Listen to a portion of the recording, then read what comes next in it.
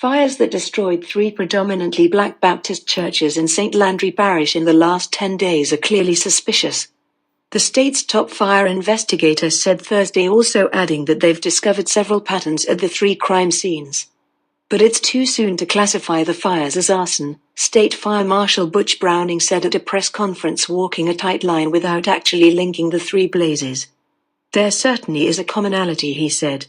Whether that leads to a person or persons or groups we just don't know, and that's not unusual for us not to know at this point. The fact that it is 3 black Baptist churches in the same parish is obviously a pattern, and there are several other patterns, Browning added. The 3rd St. Landry Parish church fire in 10 days erupted early Thursday at Mount Pleasant Baptist Church south of Opelousas.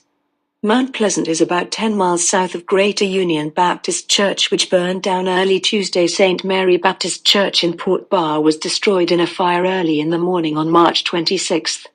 St. Landry Fire District 3 received a 911 call about the Thursday fire at about 3:40 a.m., said Ashley Rodriguez, spokeswoman for the State Fire Marshal's office.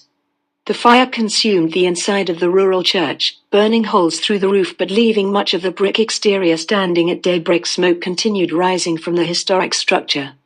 State troopers had a section of the highway in front of Mount Pleasant blocked off early Thursday.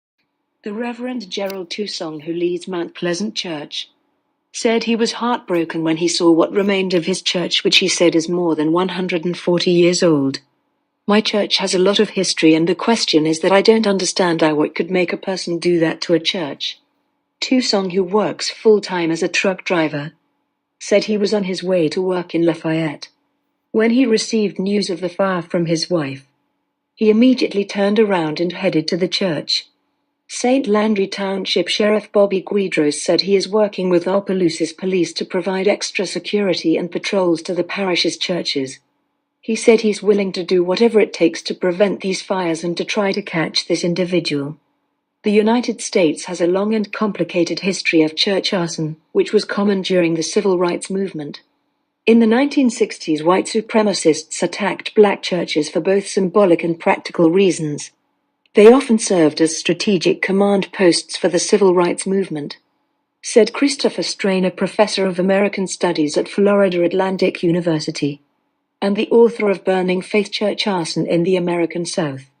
A 1996 House Judiciary Committee report found an outsized percentage of church arsons were at black churches in the South. They remain optimistic other than that we're going to do everything necessary to try to prevent any reoccurrence, Jack said. We're just going to trust and believe in God to prevent this from happening.